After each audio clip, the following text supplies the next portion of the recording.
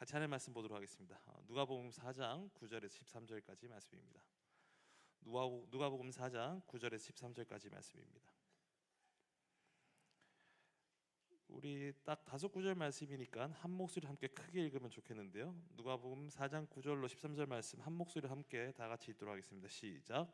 또 이끌고 예루살렘으로 가서 성전 꼭대기에 세우고 이르되 네가 만일 하나님의 아들이거든 여기서 뛰어내리라. 기록되었을 때 하나님이 너를 위하여 그 사자들을 명하사 너를 지키게 하시리라 하였고 또한 그들이 손으로 너를 받들어 내 발이 돌에 부딪히지 않게 하시리라 하였느니라. 예수께서 대답하여 이르시되 주 너의 하나님을 시험하지 말라 하였느니라. 마귀가 모든 시험을 다한 후에 얼마 동안 떠나니라. 아멘. 네, 오늘 광야를 사는 힘이라는 제목으로 하나님 주시는 은혜 함께 나눕니다. 예수님은 이제 공생의 사역을 시작하시게 됩니다. 공생이란 이제 공적인 사역을 시작하셨던 시기, The Official Ministerial Life, 그게 공생애라고 하는데요. 예수님이 목수의 삶을 사시다가 30살에 목수의 삶에 이제 마침표를 찍으시고 이제 십자가의 구속 사역, 부활 사역, 또 하늘로의 승천, 그리고 다시 이 땅에 오실 것이라는 재림의 약속, 이것을 행하신 모든 시기를 이제 공생의 사역이라고 하시는데, 그 공생의 사역을 시작하시기 직전 목수에서의 삶의 피리오드, 땅, 그리고 공생의 사역을 시작하는 스타트 라인이 서시기 직전에 하신 일이 하나 있는데, 그것이 무엇이냐면 성령의 충만함을 통해 성령의 인도하심을 받아서 사탄에게 시험받게 되십니다. 그러니까 광야에서 40일을 광야에서 금식하며 기도하신 후에 그 직후에 사탄에게 시험을 받으시게 됩니다. 그렇다면 왜 하필 이 장소가 광야였던 것일까요? 광야. 왜 광야에서 공생의 사역을 시작하게 되신 것일까? 누가복음 4장 1절을 보시게 되면 예수께서 성령의 충만함을 입어 요단강에서 돌아오사 광야에서 40일 동안 성령에게 이끌리시며, 자, 성령께서 예수님을 광야로 인도하셨습니다. 공생의 사역을 시작하시는 그 출발점에서 성령께서는 예수님을 광야로 인도해 주셨습니다. 적용점이 생길 수 있습니다. 우리도 귀한 사역의 발걸음을 내디딜 때 우리에게 허락하신 성령은 우리의 삶과 사역을 어디로 인도하시는가? 성령님께서는 우리를 꽃길로만 걷게 하시지 않는다라는 게 예수님의 공생의 사역의 시작을 통해 보여주셨듯이 우리의 삶도 그럴 수 있다는 거죠. 여러분, 예수 믿고 살면 너무 행복하죠? 아무 문제 없죠? 만사형통하죠? 질문하는 겁니다. 예수 믿고 모든 게 다 잘 되셨습니까? 아닙니다. 예수 믿고 모든 일이 다 잘 풀리고 아무 문제 없으셨나요? 아닙니다. 하나님이 주시는 인도하시는 그 삶들을 많이 살펴보면 하나님의 사람들, 성령의 인도함을 받는 사람들의 삶은 험난합니다. 자, 성령께서 예수님을 광야로 인도하셨습니다. 광야, 하필 광야입니다. 굉장히 상징적인 의미가 있는 거죠. 광야를 지칭하는 히브리어 단어가 제법 많습니다. 광야를 설명하는 히브리어 단어가 되게 다양해요. 히브리어 헬라 합쳐서 총 7가지나 됩니다. 미드바르, 네게브, 아라바, 찌야, 에시몬, 에레모스, 에레미야, 이 모두가 다 광야를 설명하는 다양한 단어들입니다. 광야에 대한 단어가 많은 민족이 이스라엘 민족입니다. 광야에 대한 굉장히 다양한 단어가 많은 민족이 이스라엘 민족입니다. 그래서 이스라엘 민족은 광야의 민족이라고 얘기를 해도, 광야의 사람들이라고 얘기해도 부족함이 없습니다. 광야에 많은 의미를 담고 있는 것. 그 이스라엘 백성 하면 광야가 떠오르는 거죠. 누군가를 생각하면 무언가가 떠오르는 것처럼 이스라엘을 생각하면 광야가 떠오르는 겁니다. 여러분, 저를 보면 뭐가 생각나십니까? 잘생겼다, 멋지다, 귀엽다, 사랑스럽다, 부하다, 귀티난다, 이런 것들이 생각나는 거죠. 네, 아멘. 야, 제가 회개합니다. 네. 여러분들이 많이 변했네요. 이전에는 냉랭했고 누군가는 비웃고 막 어이없어하고 갑자기 나가기도 하고 그랬는데 여러분, 광야의 단어의 의미가 히브리어로 미드바르인데요. 다바르라고 하는 말씀, 언약이라고 하는 뜻이 있는 단어와 이 mem이라고 하는 장소, 어떤 나라를 의미하는 이 단어가 합쳐져서 광야는 이꼴 말씀이 있는 곳이 될 수 있습니다. 그래서 이스라엘 백성들은 광야하면 하나님의 말씀을 붙잡는 곳이라고 하는 것이 상징적으로 자리 잡혀 있습니다. 자, 근데 성령께서 예수님을 광야로 인도하셨고 이끄셨다라는 것은 예수님의 공생의 사역의 시작점이 있으시면서 예수님 광야에서 무엇에 붙들리고 무엇을 붙들려야만 한다는 걸 보여주시는 거예요. 하나님의 말씀만을 붙잡고 붙들린 바 된 것이 예수님의 공생의 사역이었다라는 것. 그러니까 광야는 말씀밖에 붙들 것이 없다라는 것. 광야는 말씀만 있는 곳이라는 것. 말씀이 있는 곳은 광야라는 것. 말씀만 선명하게 들리는 곳이 광야라는 것을 우리는 이해할 수 있게 됩니다. 광야하면 말씀, 이것을 선명히 보여준 인물이 한 명 더 있습니다. 예수님이 오시기를 예비한 자가 있죠. 어떤 요한입니까? 세례 요한입니다. 세례 요한도 활동 지역이 어디였나요? 광야였습니다. 제사장 가문에서 태어난 제사장 가문 출신인 이 세례 요한은 당시 제사장들의 주 무대인 예루살렘 성전에서 활동하지 않았습니다. 자, 그렇다면 예루살렘 성전 안에는 뭐가 있어요? 율법도 있었고요. 그 율법을 가르치는 제사장 그룹도 있었고 선지자들 행사를 하는 사람들도 있습니다. 종교인들이 가득했습니다. 근데 여러분, 당시 예루살렘 성전 안에는 종교적 모습만 있었을 뿐이지 진짜 말씀의 능력은 없었어요. 진짜 말씀의 능력은 없었습니다.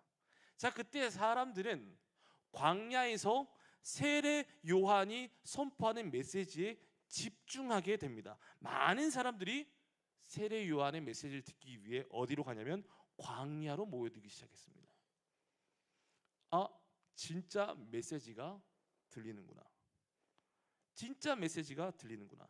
그래서 세례 요한은 자신을 뭐라고 얘기를 했어요? 소리라고 했습니다. 무슨 소리요? 광야에 외치는 소리라고 이야기를 했어요. 그래서 오늘날 이 시대에도 우리에게 필요한 건 광야의 영성이 필요합니다. 광야의 영성이 필요합니다. 전국에서 복음화율이 제일 낮은 도시 중에 하나가 바로 부산입니다. 부산이 복음화율이 낮습니다. 그런데 사람들이 수용록 교회에 모여듭니다. 왜 그럴까요?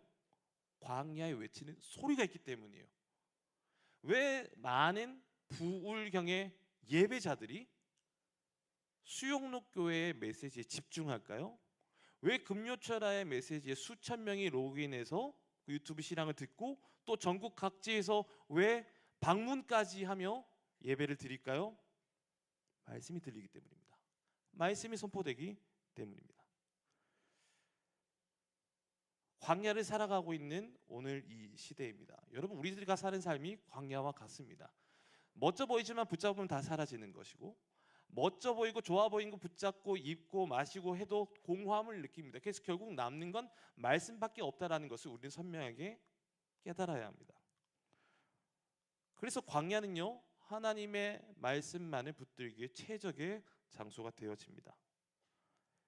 예수님은 그렇게 광야에서 40일을 금식하신 후에 성령의 인도하심을 받아 사탄에게 시험을 받으셨습니다. 이 모든 게 다 성령께서 인도하시는 발걸음입니다.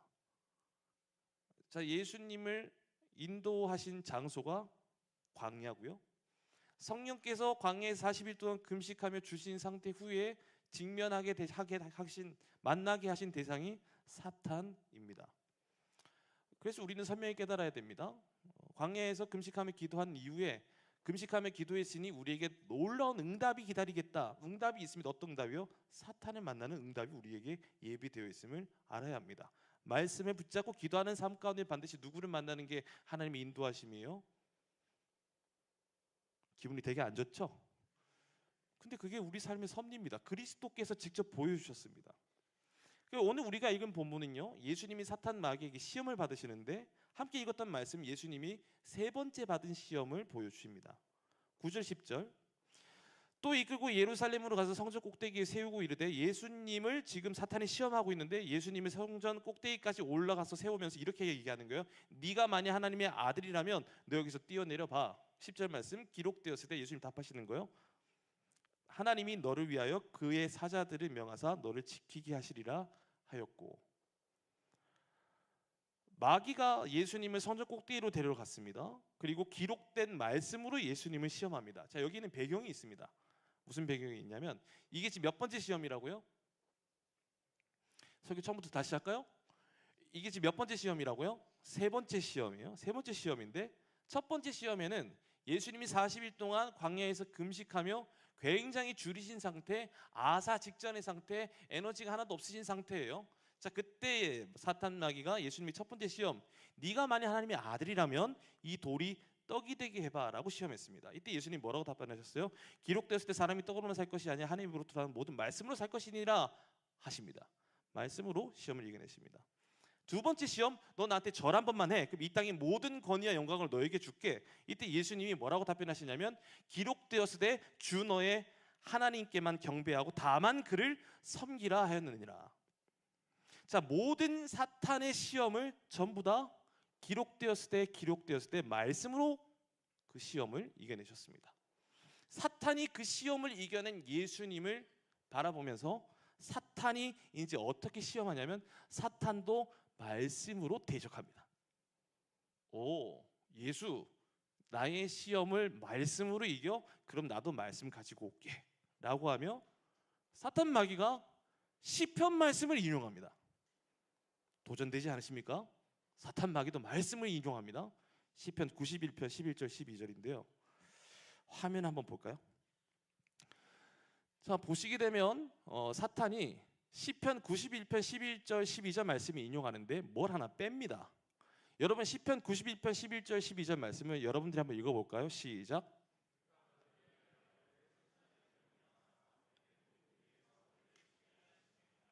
그들이 그들의 손으로 너를 붙들어 발이 돌에 부딪히지 아니하게 하리로다. 자, 이게 사탄이 인용한 말씀의 인용 구절입니다. 근데 사탄이 이 말씀을 예수님 앞에서 인용할 때 어떻게 인용하냐면 이렇게 인용합니다. 사탄이 읽는 겁니다. 기록됐을 때 하나님이 너를 위하여 그 사자들을 명하사 너를 지키게 하시리라 하였고라고 할 때, 자, 지금 뭐가 빠졌나요? 너무 쉽죠? 빨갛게 시뻘겋게 저렇게 칠해놔가지고 모든 길에서가 빠졌습니다. 한 단어를 삭제했어요. 한 단어, 모든 길을 삭제하면서 하나님의 말씀을 인용합니다. 오늘날 이단들도 말씀을 인용합니다. 다 말씀 가져옵니다. 근데 되게 편집하죠. 자신들의 입맛과 자신들의 신학 교리에 맞춰서 말씀을 여기저기서 끌고 모아서 그럴듯하게 붙이는데 사탄 마귀는 그 말씀 가운데 다 끌고 모으면서 하나를 빼죠. 이단들도 저런 짓을 많이 합니다. 모든 길을 빼버렸어요. 여러분 하필 왜 모든 길을 삭제한 이유가 뭘까요? 이제 화면 내려주시면 됩니다. 왜 모든 길을 삭제하는 걸까요?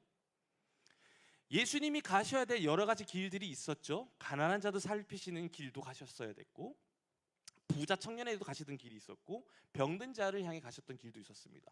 자, 예수님이 가신 길이 다양한데 왜 모든 길을 삭제한 이유가 뭘까요? 예수님이 가셔야 될 길 중에 가장 중요한 한 길이 있으신데 어떤 길이 있습니까? 예수님이 맨 마지막으로 달려가셔야 될 길이 하나 있습니다. 무슨 길이죠? 십자가의 길입니다. 자, 시편에서는 분명히 내 모든 길에서 너를 지키게 하심이라라고 했는데 그 모든 길을 뺐어요. 뭘 의미하냐면 굳이 예수 십자가의 길, 위험한 길, 험한 길 가지 말고 편한 길 갈 것을 제안을 하는 겁니다. 11절을 볼까요? 또한 그들이 손으로 너를 받들어 내 발이 돌에 부딪히지 않게 하시리라 하였느니라. 자, 예수님이 성전 높은 곳에서 뛰어내리시면 네가 정말 하나님의 아들이라면 하나님이 천사를 보내서 너를 안전하게 착지시켜 주지 않겠느냐라고 하며 예수님의 시선을 어디에 고정하게 두는 거죠? 안전에 집중시키고 있는 겁니다. 너 다치면 안 되잖아. 안전에 집중시킵니다. 여러분 이 세이프티, 안전한 삶, 유대인들에게 있어서 이건 굉장히 중요한 신앙관 중에 하나입니다. 당시 유대인들의 메시아 신앙과 이 안전한 삶은 굉장히 깊이 있게 연관되어져 있습니다. 유대인들은요, 누구를 기다려요? 메시아를 기다립니다. 메시아를 기다립니다. 항상 자신들의 삶의 안전을 책임져 줄 절대적 왕권을 가질 메시아를 기다리고 있었습니다. 그건 유대인들의 삶을 반추해 보면 금방 알 수 있어요. 왜 안전에 대해서 그렇게 기다리고 있는가? 출애굽, 그러니까 이집트에서 엑시됐단 말이에요. 그 엑시한 게 엑소더스 출애굽이라고 하는 단어란 말이죠. 자, 애굽에서 무슨 생활했습니까? 이스라엘 백성들이 종생활했어요. 종생활, 노예 슬레이브 생활했어요. 그 노예 생활을 하던 그들의 삶 가운데 그들의 고통 소리, 그들의 신음 소리를 들으시고 하나님이 어떻게 하셨어요? 그들을 끄집어내어 주십니다. 출애굽 사건이 일어나죠. 그래서 뭐가 갈라지죠? 해운대와 같은 홍해가 갈라지는 겁니다. 갈라지고 또 가나안 땅 광야의 생활을 지나가며 가나안 땅에 가서 정착하며 살지만 그 정착한 안전한 삶은 그리 오래가지 못하고 솔로몬 이후에 주변의 강대국으로부터 계속 공격받습니다. 우리가 지금 매일 성경 통해서 호세아서 말씀 보고 있다시피 북이스라엘은 어느 나라에게 멸망하나요? 북이스라엘은 아수르에 의해서 멸망당하죠. 그리고 남유다는 어느 나라에게 멸망당하나요? 바벨론에 의해 멸망당합니다. 그래서 이스라엘의 역사를 가만히 살펴보면요, 항상 주변의 강대국들의 공격과 침략과 약탈을 늘 받아왔던 민족이 이스라엘 민족이에요. 자, 그 언제 북이스라엘이 무너졌습니까? BC 722년에 아수르에 의해서 무너졌고 남유다는 BC 586년에 바벨론에 의해서 무너졌습니다. 그렇게 해서 포로의 포로 생활을 겪던 이스라엘 백성들, 바벨론을 집어삼킨 나라는 또 누굽니까? 응? 네, 페르시아, 메데 바사 제국이죠. 페르시아에 잡혀 먹혀서 바벨론의 포로로 끌려 들어간 이스라엘 민족은 또 포로를 잡은 그 나라를 포로 삼은 나라의 또 포로가 되어집니다. 그렇게 메데 바사 이 페르시아 제국의 노예로 살던 이스라엘, 그렇게 해서 또 해방되어서 잘 사나 싶었더만 또 헬라라고 하는 거대한 제국이 등장해서 이스라엘의 존속이 또 위험해지고, 그렇게 좀 살라치니 이제 로마라고 하는 대제국이 등장해서 이스라엘 백성은 맨날 거기다 세금 갖다 바쳐야 되는 비참한 삶을 살게 되었던 거예요. 자, 그러던 상황 가운데 이스라엘 민족은 계속 뭘 바라고 있는 거예요? 언젠가는 킹 다윗 왕과 같은 위대한 왕이 올 거야라고 하며 오늘날까지도 이스라엘은 다윗과 같은 위대한 왕을 기다리고 있어요. 메시아를. 안전. 지금 오늘날 이스라엘 지금 계속 전쟁 난리 아닙니까? 그래서 오늘 이스라엘 국기에 뭐가 달려 있어요? 다윗의 벌, 삼각형 두 개 겹쳐놓은 다윗을 상징하는 다윗의 별, 다윗과 같은 위대한 군사력, 통치력, 정치력을 가진 왕과 메시아를 아직까지도 기다리고 있는 거예요. 그때 당시에 그랬단 말이에요.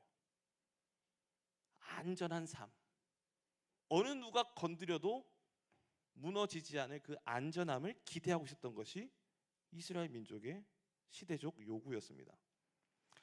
그래서 유대인으로 왕으로 왔다라면, 네가 정말 하나님의 아들이라면 너 여기서 추락사해서 되겠어? 라고 하며 십자가의 길 가지 말 것을 제안하고 있는 거죠.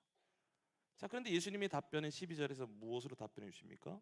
예수께서 대답하여 이르시되 주 너의 하나님을 시험하지 말라 하였느니라. 자, 예수님은 뭘 말씀하셨어요?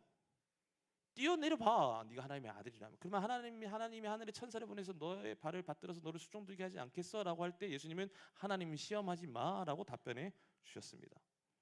자, 이 답변을 통해서 우리도 예수님을 닮아내야 되는 거죠. 그래서 우리도요, 예수님을 시험하지 않고 예수님을 신뢰해야 합니다. 12절 말씀, 예수께서 대답하여 이르시되 주 너의 하나님을 시험하지 말라 하였느니라. 여러분, 우리가 하나님을 시험할 때가 있으십니까? 여러분들 하나님을 시험하신 적 있으십니까? 감히요? 여러분 하나님이 시험한 적 있으십니까? 저 시험한 적 있습니다 하시는 분 손 한번 들어볼까요? 아니요, 저 시험한 적 없습니다 하시는 분 손 들어볼까요? 저는 오늘도 아무 생각 없이 멍 때리고 앉아 있습니다 하시는 분 손 들어볼까요? 답은 알지만 겸손하기 때문에 손을 들지 않겠습니다 하시는 분 손 들어볼까요? 여러분, 하나님을 시험한다라는 것, 그러니까 하나님 정말 계신 건 맞습니까? 이게 하나님이 시험하는 거잖아요. 여러분, 이거 하나님이 시험한다는 건 어떤 것과 연결되어 있냐면 우리의 욕구와 우리의 디자이어, 우리의 욕구와 긴밀하게 연결되어져 있습니다. 신명기 6장 16절 말씀을 보시게 되면 너희가 마사에서 시험한 것 같이 너희의 하나님 여호와를 시험하지 말고. 자, 지금 이스라엘 백성들이 하나님을 시험했다라고 합니다. 자, 근데 시험한 장소가 어디예요? 마사입니다. 마사는 마실 물이 없다고 불평했던 장소가 바로 마사입니다. 자, 출애굽기 17장 17절입니다. 그들이 여호와를 시험하여 이르기를 여호와께서 우리 중에 계신가 안 계신가 하였음이더라. 여기서 시험하다라는 건 히브리어로 냄새를 맡다라고 하는 의심의 표현이에요. 저 지금 냄새 나는데, 아니 그냥 표현하고 있는 거예요. 저 지금 냄새 나는데, 뭔가 한 냄새가 나는데 의심할 때 이런 표현을 쓰는 거예요. 그리고 불평하는 모습이 시험 가운데 나타나는 거예요. 여러분, 이게 우리 욕구와 연결되어져 있는데, 우리는 언제 하나님을 시험합니까? 내가 간절히 바라는 욕구가 채워지지 않으면, 기도 가운데서 기도의 응답이 되지 않으면 하나님을 의심합니다. 하나님, 내가 이렇게까지 헌신하며 이렇게까지 기도하고 이렇게 절실함 앞에 매달렸는데 내 삶이 이게 맞습니까? 하나님 살아계신 건 맞나요? 하나님, 내가 이렇게 헌신하고 이렇게 열심히 수고했는데 사람들은 왜 나의 열심을 몰라줍니까? 이렇게 불평하고 응답이 없는 삶을 의심하는 삶이라고 하는 것이며, 이게 하나님을 시험하는 본질이라는 거예요. 여러분, 믿음의 반대가 무엇인지 아십니까? 누군가 그러더라고요. 안 믿음이요. 똑똑해요. 여러분, 믿음의 반대는요, 의심입니다. 믿음의 반대는요, 의심하는 겁니다. 예수님은 하나님을 의심하지 않으셨고 예수님은 하나님을 믿으셨습니다. 왜 예수님은 하나님을 의심하지 않으셨을까요? 예수님께서는 하나님이 자신의 아버지 되심을 선명히 알고 있었고 체험하고 있었고 확신하고 있었습니다. 그리고 그 아버지께서 자신을 얼마나 사랑하는지를 선명히 알고 계셨기 때문에 예수님은 하나님을 감히 의심하지 않으셨습니다. 누가복음 3장 22절 말씀이에요. 성경이 비둘기 같은 형체로 그의 위에 강림하시더니 하늘로부터 소리가 나기를 너는 내 사랑하는 아들이라. 야, 그 다음이 중요해요. 내가 너를 기뻐하노라 하시니라. 자, 예수님은요 하나님이 자신이 이 땅에 보낸 이유와 목적을 선명히 알고 계셨습니다. 근데 예수님이 인간으로 오셨기 때문에 예수님도 어려움과 갈급함과 두려움을 똑같이 느끼는 우리와 같은 성정에 가신 분이셨어요. 자, 그런데 예수님이 이 땅에 오셔서 공생의 사역을, 십자가의 사역을 하심에 있어서 가장 중요한 힘이 되는 것이 무엇이냐면 하나님의 음성을 들었다라는 겁니다. 하나님의 말씀을 들으셨다라는 거예요. 그게 뭐예요? 너는 내 사랑하는 아들이라. 내가 너를 기뻐하노라. 예수님께서는 자신을 보내신 하나님 아버지로부터 뭘 받으신 거예요? 사랑 고백을 받으셨습니다. 그리고 자신을 기뻐하시는 아버지의 마음을 확인하는 거예요. 자녀로서 들을 수 있는 가장 최고의 고백이 무엇입니까? 부모님에게. 제가 어렸을 때 가장 기분 좋았던, 지금도 제 마음에 따뜻함으로 남겨져 있던 어머니 아버지의 고백이 아직도 남겨져 있어요. 사는 네가 내 아들이라는 게 너무 자랑스러워. 그리고 너 너무 이뻐. 여러분도 저를 보면 그런 게 막 느껴지는, 막 그런 감정이 느껴지지 않습니까? 제가 이쁘지 않습니까? 저를 사랑하지 않는 거죠. 사랑아, 넌 너무 이뻐. 언제요? 잘 때. 넌 잘 때 너무, 저는 계속 잠만 자고 싶은 거예요. 여러분, 관계에 있어서 상대방의 사랑을 느끼고, 저 사람이 나를 사랑해, 우리 어머니 아버지가 나를 사랑해, 내 여친 남친이 나를 사랑해, 내 남편 내 아내가 나를 사랑함을 알게 되면요, 강한 유대 관계와 더불어서 신뢰 관계가 형성이 됩니다. 믿어지는 거죠. 여러분, 사랑하면 믿어지는 겁니다. 제가 청년 시절에 2006년 4월 25일에 미국으로 처음 유학을 갔는데 2006년 6월쯤에 갔던 첫 교회 첫 청년부 목사님이 저를 보자마자 엄청 사랑해 주셨어요. 엄청 사랑해 주셨어요. 정유성이라고 하는 목사님이신데 정말로 많이 사랑해 주셨어요. 너무 사랑해 주셨어요. 근데 제가 그렇게 사랑을 받다가 이제 개척교회 청년부 전도사로 첫 사역지를 가게 옮기게 됐습니다. 그리고 그 사역을 하다가 마음 가운데 심한 눌림과 죄책감으로 인해 저 같은 사람은 사역하면 안 되겠네요 라고 하며 4년 6개월 만에 사역을 내려놓게 되었습니다. 사역을 못 하겠습니다 라고 하며 힘든 시간을 보내고 있을 때 정유선 목사님이 저를 만나서 밥을 사주시면서 이렇게 얘기하셨어요. 잊지 못할 말씀해 주셨습니다. 사나, 제가 전도사인데도 저희 지금 목사인데도 지금도 제 이름을 선명하게 불러주시는 분이세요. 그분이 제 이름 부르는 거 저는 하도 기분 나쁘지 않아요. 근데 뭐 저랑 별로 관계가 맺어지지 않는데 사나 부르면 저는 약간 기분이 나쁜데, 근데 그 목사님은 저를 향해 제 아버지 외에 제 이름을 불러줄 수 있는 유일한 목사님 중에 한 분이에요. 사나, 난 네가 뭘 해도 네 편이야 라고 얘기해 주셨어요. 난 항상 네 편이야. 네가 뭘 해도 난 널 믿고 지지해. 앞으로 계속 말이지. 그게 여러분 큰 울림과 큰 힘이 됩니다. 제가 무슨 짓을 해도 제 편이라 그러세요. 제가 여러분들 안 믿는 것 같아요. 전화해서 한번 확인시켜 드리고 싶어요. 조기성 목사님 지금 카톡 전화 오시 미국인데 지금 몇 시죠? 새벽 1시라 안 될 것 같아요. 힘이 돼요. 그리고 그 다음 교회에서 사역할 때 사역하셨던 담임 목사님이 계신데 김한효 목사님이라는 분이 계십니다. 그 목사님께서 저를 사역지로 부르실 때 이 말씀을 하셨어요. 하고 싶은 거 있으면 다 해요. 내가 다 밀어줄게. 놀랍지 않습니까? 여러분들이 어떤 회사 입사했는데 회사 대표가 우리 미랄 대리님 하고 싶은 프로젝트 있으면 다 해요. 내가 프로젝트 비용 다 대줄게. 이 얘기 들었다 생각해봐요. 좋겠어요, 안 좋겠어요? 너무 좋죠? 그 얘기를 들은 거예요. 담임 목사님으로부터. 너무 감사한 거죠. 그리고 한 자매로부터 이런 고백을 자주 듣습니다. 여보, 당신이 무엇을 하든 당신 하는 거 믿어요, 지지해요. 김미선 자매예요. 왜 믿을 수 있을까요? 사랑하면 믿어집니다.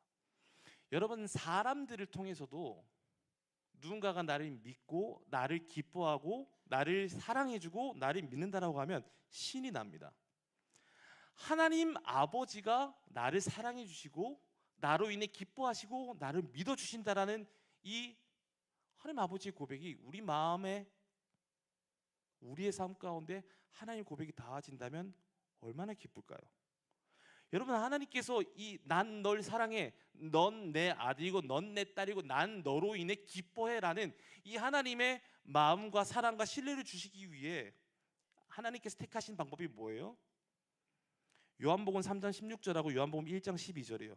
하나님이 세상을 이처럼 사랑하사 독생자를 주셨으니, 세상 가운데 살아가고 있는 우리를 너무 사랑하셨기 때문에 독생자를 주셨어요.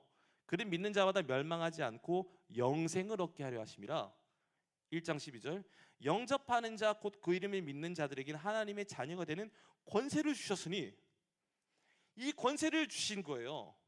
난 널 사랑해, 난 너로 인해 기뻐, 난 네가 하는 모든 것을 지지해, 난 너 때문에 신난다고, 네가 존재함으로 인해.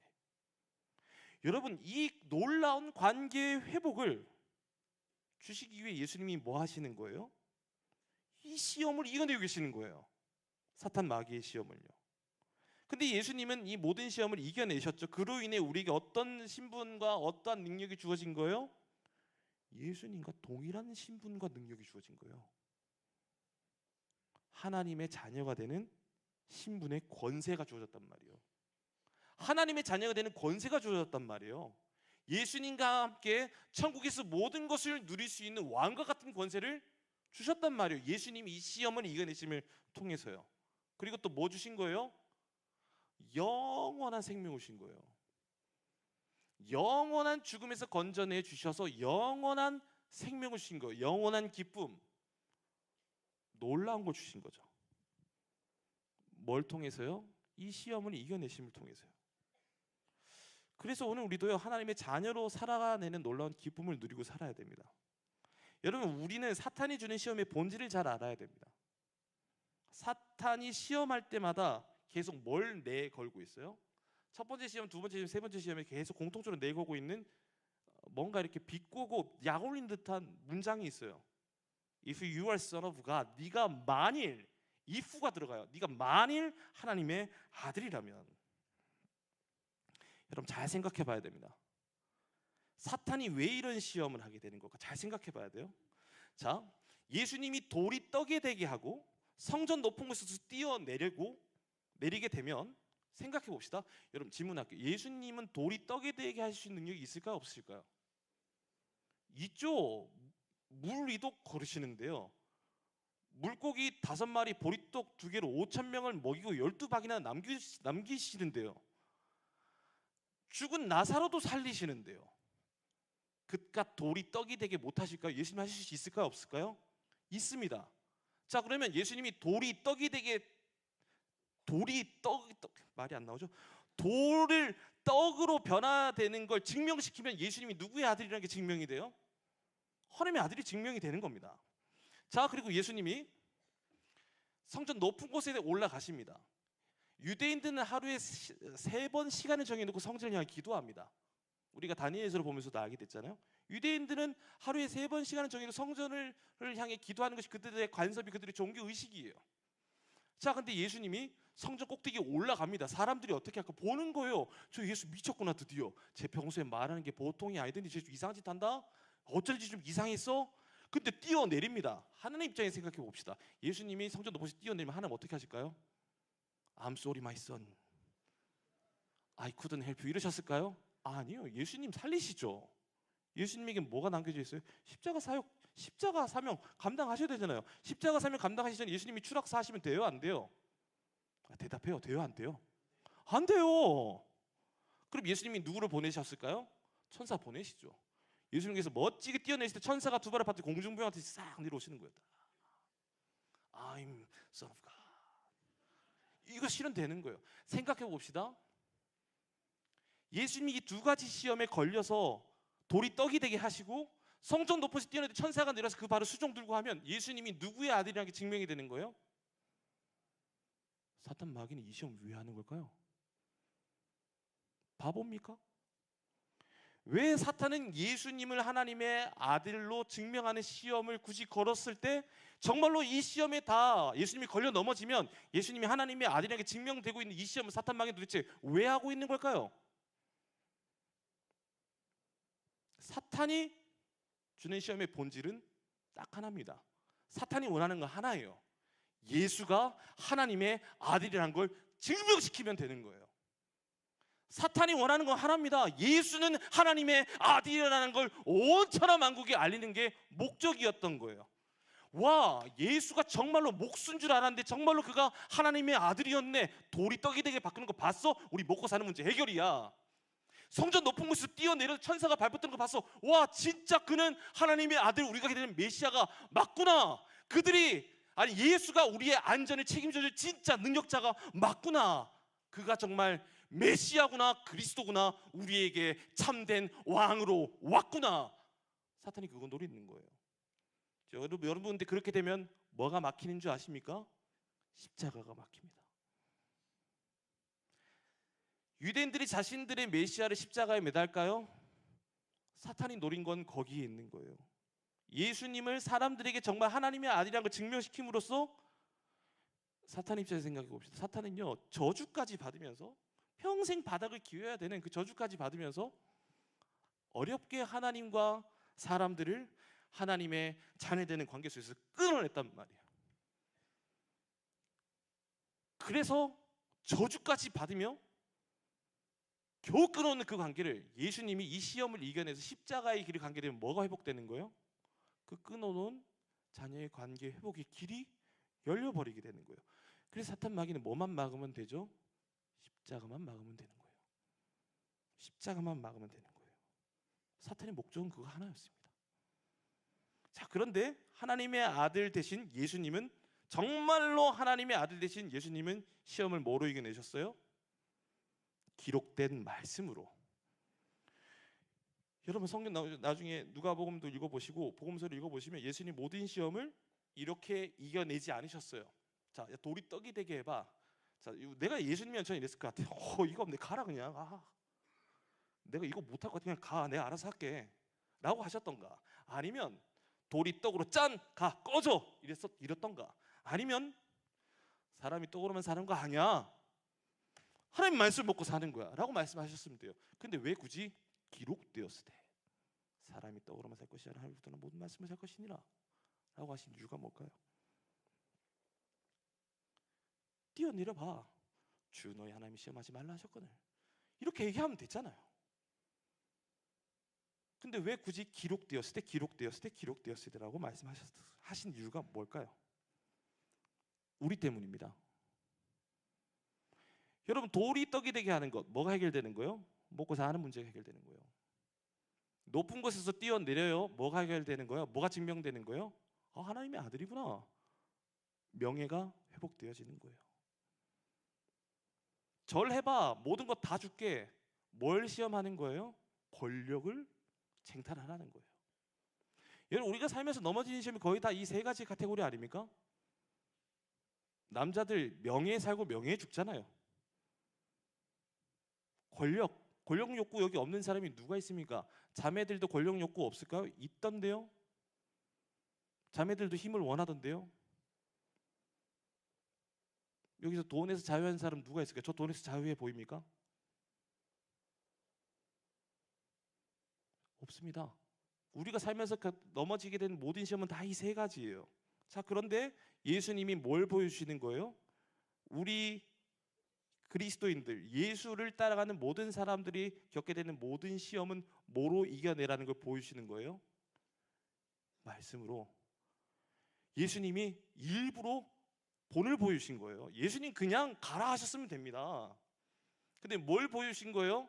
나를 따라오는 자들아, 나를 닮기 위해 애쓰는 자들아, 나를 따라오며 수많은 사람들을 제자로 변화시킬 그리스도인들아, 모든 시험은 기록된 말씀으로 이겨내야 돼. 나처럼.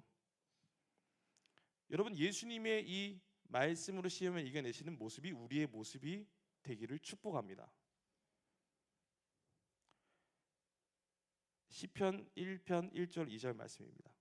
복 있는 사람은으로 시작해서 오직 여호와의 율법을 즐거워하여 그의 율법을 주야로 묵상하는도다. 여기서 복 있는 사람이 누구일까요? 그리스도의 보혈로 말미암아 구원받은 사람들이, 예수님의 십자가의 사랑으로 말미암아 구원의 복, 하나님의 자연의 복을 누린 사람들입니다. 근데 그런 사람들이 뭐 해요?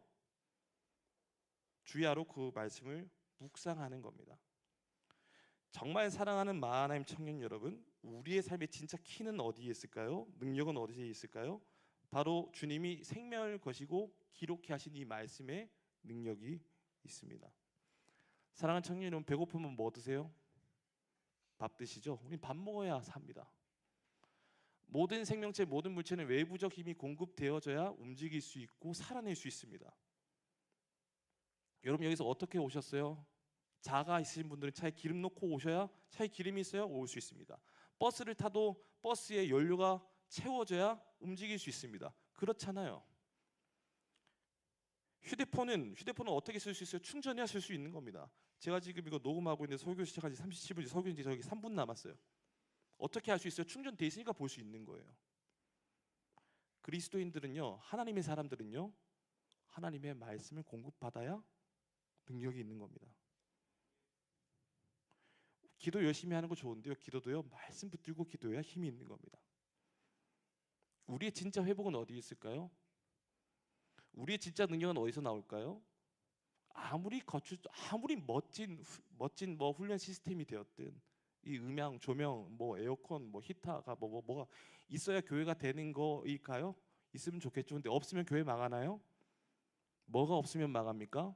말씀 먹지 않은 그리스도인들이 드리는 예배는 망할 수밖에 없습니다. 일주일에 한 번 목사가 설교하는 거 그거 가지고 일주일 연명하겠다라고요? 죄송한데요, 능력 없습니다. 여기서는 동기부여입니다. 말씀에 불을 지피는 겁니다. 근데 여러분, 계속 여러분들이 말씀 가운데 뜨거운 불을 날마다 쬐임을 받고 살아 여러분들이 뜨거운 사람들이 되는 거예요. 여기서 뚜껑 열고 한번 다 오픈해 볼까요? 매일매일 말씀 먹고 사는 사람들의 말씀 큐티 생명으로 사는 사람들 퍼센티지가 얼마가 될지. 수영록 교회 마하나임 청년 공동체가 진짜 능력으로 부울경을 살리려면 우리는 말씀을 이런 데서부터 시작해야 됩니다. 말씀으로 이겨내는 것 말고는 답이 없습니다. 꼼수는 통하지 않습니다. 여러분 초대교회 역사를 보십시오. 세상에서 가장 미련하고 약한 사람들의 이야기가 성경에 가득 기록되어 있습니다. 여러분 시대가 악한 그 구약의 상황 속에서 누가 뭘 선포했나요? 아무 능력 없는 선지자들이 하나님 말씀만 선포했을 때 깨어나는 역사가 있었던 겁니다. 그 선지자들의 예표하고 있는 예수 그리스도 이 땅에 오셨다는 그 말씀을 선포했기에 오늘날 교회가 존재하고 있는 겁니다. 세상에서 가장 미련하고 약한 사람들로만 구성된 게 누구예요? 예수님이 택하신 12 제자들입니다. 자, 세상에서 가장 보잘것없고 가장 부끄럽고 가장 능력 없는 것처럼 모여진 루저들로 인해 생겨난 교회가 뭐예요? 초대교회입니다. 이방에 세워진 이방의 교회들입니다. 근데 여러분 그 모든 연약한 자들이 뭐로 전부 시험을 이겨냈습니까? 기록된 말씀으로 이겨냈고 기록된 말씀에 능력이 있을게 그 말씀에 힘이 있다는 걸 알기에 그 말씀을 전하기 위해 자신의 생명과 모든 재산과 모든 명예를 다 버리고 이 조선 땅까지 와서 그 말씀을 전하기 위해 모든 걸 다 갖다 바친 것이 기독교의 역사고 한국교회의 역사인 것입니다. 그렇다면 이제 우리 차례죠. 우리는 뭐로 이 답 안 나오는 헬조선을 젊은이들이 따라가고 있는 부산 땅을 뭐로 살릴 수 있을까요? 오늘 날 살리신 이 말씀을 내가 먼저 먹고 매일 먹고 또 먹으로 말미암아 날 살리신 그 말씀을 전하기 위해 생명 걸고 몸부림치는 말씀의 사람들이 되어야 우리가 진짜 능력의 공동체가 되는 겁니다. 우리 차례입니다. 모든 돈과 유혹과 모든 시험을 기록된 말씀으로 이기신 예수님처럼 살아낼 수 있기를 축복합니다. 여러분들이 모든 모임에서 말씀 어떻게 읽었니, 말씀 읽은 감동이 무엇이니 나누며 그 말씀을 전하는 것을 작정하는 말씀의 공동체가 될 수 있기를 축복합니다. 사랑으로 그 말씀을 읽을 수 있기를 축복합니다. 다 함께 일어설까요?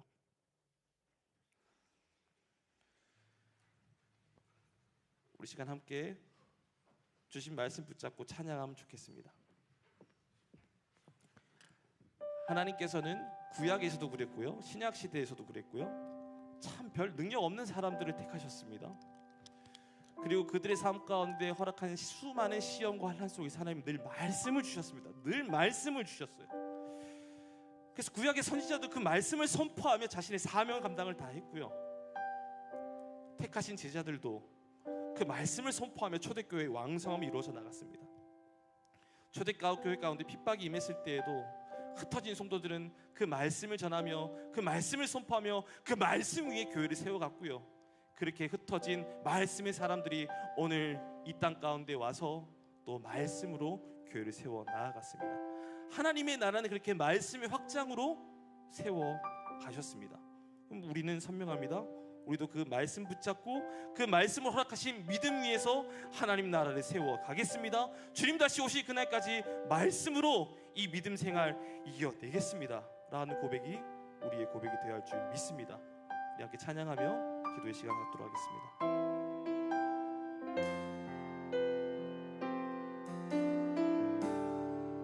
이곳에 임하시 이곳에 임하시 하나님 나라 가난한 마음으로 바라보리라.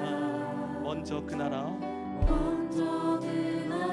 그 뜻 구하며 나의 삶 드리리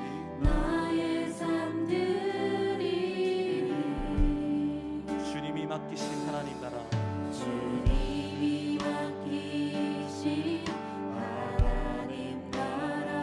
믿음의 눈으로 바라보리라. 하늘의 뜻이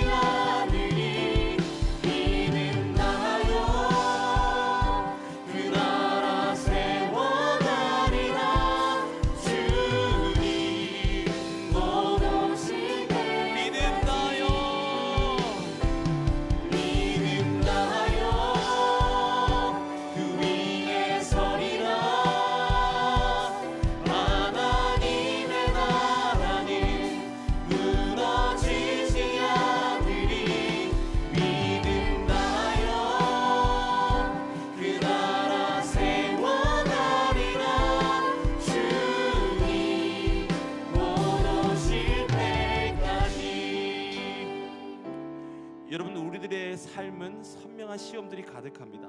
성령께서도 우리를 시험이 가득한 곳으로 인도하십니다. 하나님께서는요, 우리가 힘들고 어렵고 추악하고 병든 곳을 피해가서 늘 안전한 꽃길로 절대로 인도하지 않으십니다. 왜일까요? 그곳에서도 생명의 복음이 전해져야 되기 때문입니다. 그러니까 여러분, 우리의 삶은요, 예수를 믿든 안 믿든 어쨌든 고난의 길이 예비되어져 있습니다.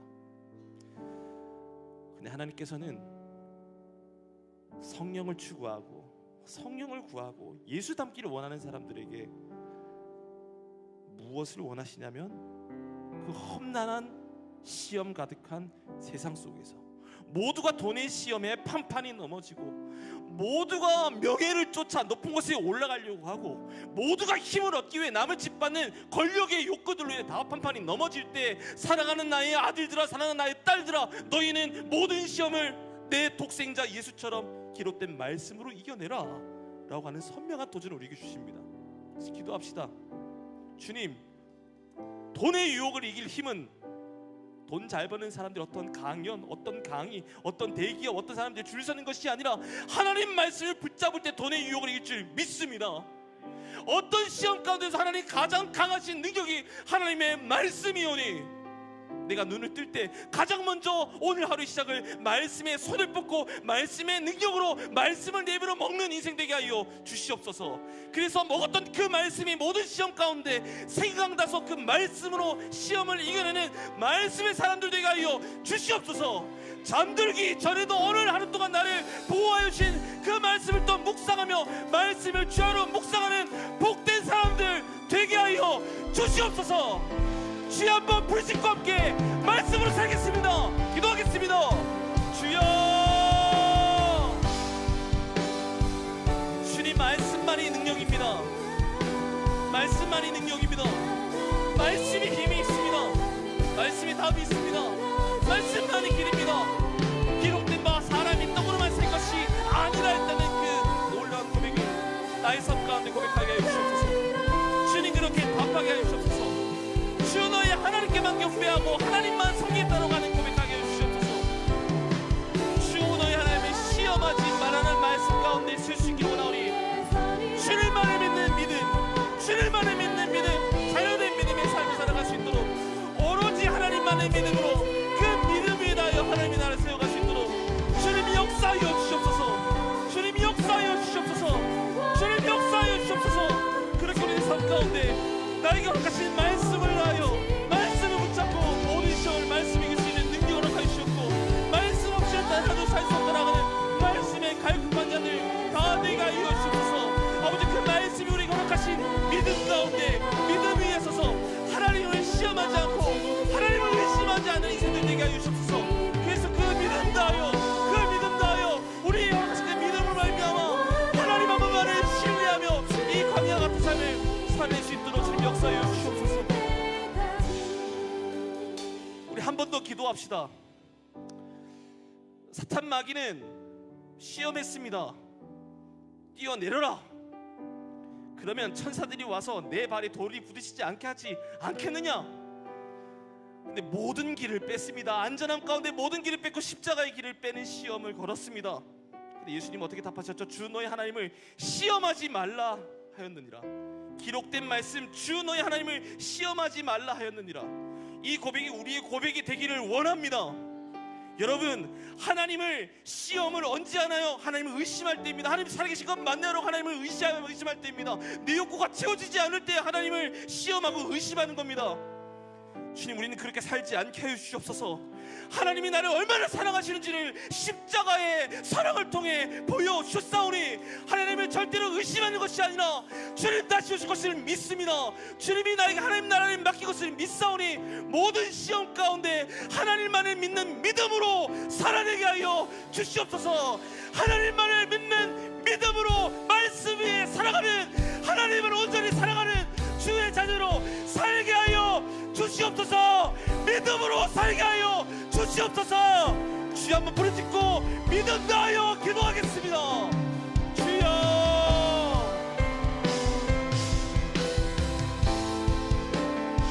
주를 주님들이 믿음 다하여 주님이 나오시는 그날까지, 하나님이 오시겠다 약속하신 그날까지 믿음 위에 말씀 위에 믿음 다하여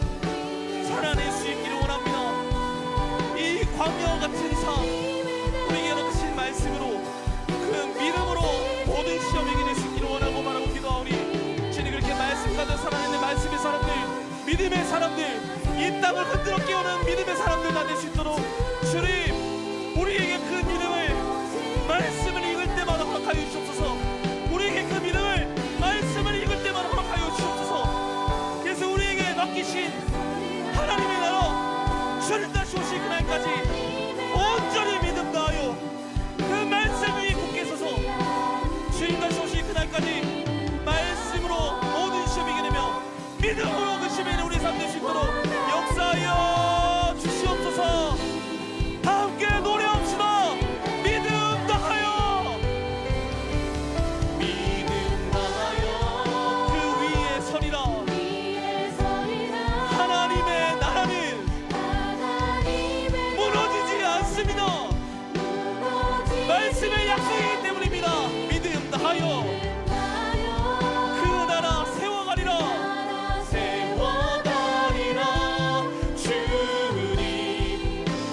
마지막으로 노래하며 고백합시다. 믿음 다하여 그 위에 서리라. 하나님의 나라는 무너지지 않으리. 믿음 다하여 그 나라 세워가리라. 주님 곧 오실 때까지. 사랑하는 주님, 여기 주의 자녀들이 모였습니다. 그 어떠한 유혹에도 하나님 유혹에 넘어가서 휩쓸려가는 인생 되지 않게 하시고 주님이 허락하신 말씀 위에 든든히 세워지는 말씀의 사람들 되게 하여 주시옵소서. 거기에는 꼼수가 통하지 않사오니 어떤 척도 영향력이 없고 능력이 없사오니 하나님, 이제 우리가 허락하신 매일매일 삶 가운데 말씀을 읽지 않고서는, 말씀을 붙잡지 않고서는 하루를 다 절대로 시작하지 않겠다라고 하는 단호한 말씀의 결단이 넘쳐나는 우리 청년들의 결단들 되게 하여 주시옵소서. 그래서 사랑의 모임 가운데 할 말 없어 뻘쭘하며 삐죽삐죽거리는 시간들로 채워지는 것이 아니라 말씀이 나를 살리셨고 말씀이 시험을 이기셨다라고 하는 놀라운 간증들이 넘쳐나는 우리의 사랑 모임 되게 하여 주시옵소서. 그래서 그 말씀까지 뜨거운 불을 받아서 부산을 살리자, 부산의 말씀을 전하자라고 하는 말씀의 사역자들이 넘쳐나는 우리 마하나임 공동체 되게 하여 주시옵소서. 무엇보다 하나님의 사랑을 날마다 경험하고 이 말씀이 우리를 위한 말씀을 벗어나 아니 나에게 주시는 말씀이군요라고 하며 그 말씀 가운데 찔림받고 회개하고 회복되고 성화되어 예수 그리스도를 더욱더 닮아가는 놀라운 믿음의 역사를 날마다 보게 하여 주시옵소서. 매일 밥 먹듯이 말씀 있게 하여 주시옵소서. 매일 무언가의 영향을 받듯이 말씀의 영향을 받는 사람들 되게 하여 주시옵소서. 말씀이 얼마나 능력이 있는지를 경험하게 되는 우리 마하나임 공동체, 우리 모두의 눈을 통해 보게 하여 주시옵소서. 그렇게 행하실 줄 믿사오며 예수님의 이름으로 기도합니다. 아멘. 이제는 이 교회 주인 되어주신 우리 주 예수 그리스도의 은혜와 하나님 아버지의 놀라우신 사랑하심과 성령 하나님의 교통하심이 예수님처럼 모든 시험을 기록된 말씀으로 이기겠습니다. 기록된 말씀 붙잡고 살아내겠습니다. 세상의 모든 시험, 광야에서 오직 주님 말씀만 붙들고 그 말씀대로 살기를 작정하고 기도하고 결단한 인생 살겠습니다라고 고백한 모든 청년들의 머리 위에, 만남 위에, 일터 위에, 학업 위에, 가정 위에, 주님의 몸된 교회 위에 이제부터 영원토록 함께 있을지어다. 아멘.